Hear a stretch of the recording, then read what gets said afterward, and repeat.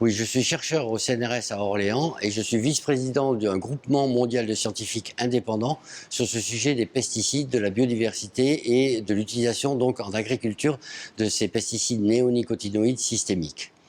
Ces pesticides sont des neurotoxiques qui attaquent le système nerveux central, et notamment celui des ravageurs pour les cultures, mais également du système nerveux central de tout insecte et de tous les invertébrés.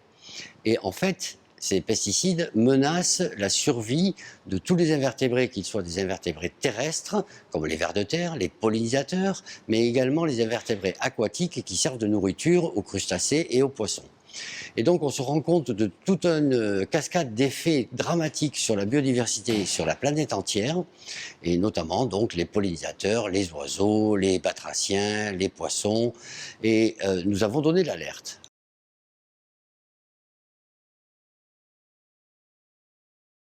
Alors avec ces molécules, on a assisté à un changement de pratique agricole. C'est-à-dire qu'avant, on traitait sous forme de spray les cultures lorsque elles étaient menacées par les ravageurs. Aujourd'hui, la plupart de ces traitements se fait par traitement de semences. C'est-à-dire qu'au moment du semis, sans même savoir si les cultures vont être attaquées ou pas par d'éventuels ravageurs, le traitement est fait au niveau de la semence. Un des arguments commerciaux donc des compagnies qui vendent ces pesticides, c'est de dire au monde agricole, mais avec nos pesticides, vous allez pouvoir augmenter les rendements. Alors ça, c'est faux, puisqu'on est arrivé à un degré où on ne peut plus augmenter les rendements.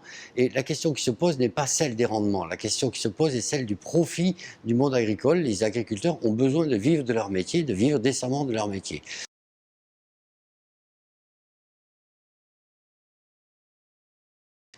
Ensuite, on s'est posé la question, mais au fait, à quoi servent ces pesticides?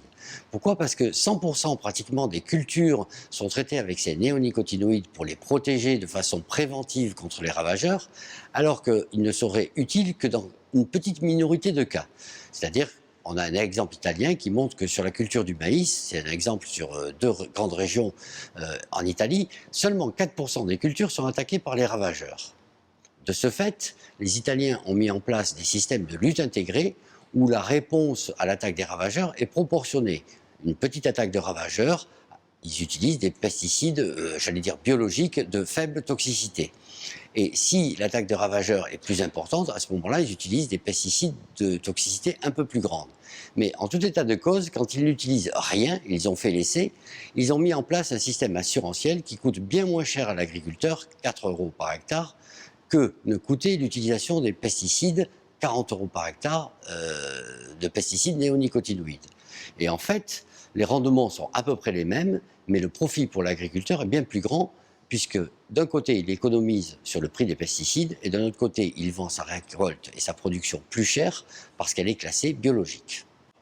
Le modèle assurantiel qui évite l'utilisation des pesticides et qui a été appliqué sur le maïs en Italie commence à faire des émules, et notamment dans l'ouest de la France, dans les Deux-Sèvres.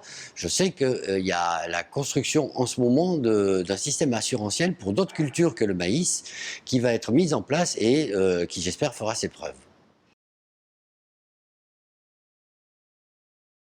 En fait, l'utilisation prophylactique, c'est-à-dire systématique de ces pesticides de très haute toxicité, menace toute la biodiversité. Pourquoi? Parce que ces molécules attaquent la base de la biodiversité, et notamment, par exemple, les sols avec les vers de terre, les pollinisateurs qui assurent la reproduction des plantes à fleurs, et également les invertébrés aquatiques qui sont à la base de la nourriture de tous les crustacés ou les poissons.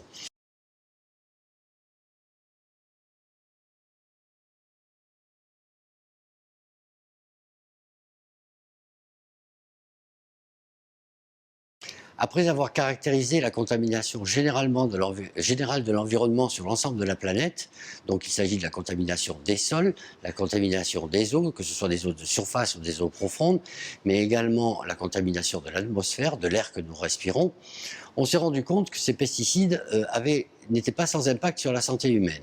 Et en particulier, lorsqu'on utilise de la nourriture qui a été traitée avec ces pesticides néonicotinoïdes, dans nos fruits, dans nos légumes, dans nos boissons, le café, tout ce qu'on boit aussi, y compris l'eau, on s'est rendu compte donc qu'il y avait des effets graves sur la santé, par exposition chronique, c'est-à-dire ces longues expositions au cours du temps où tous les jours on a des petites doses.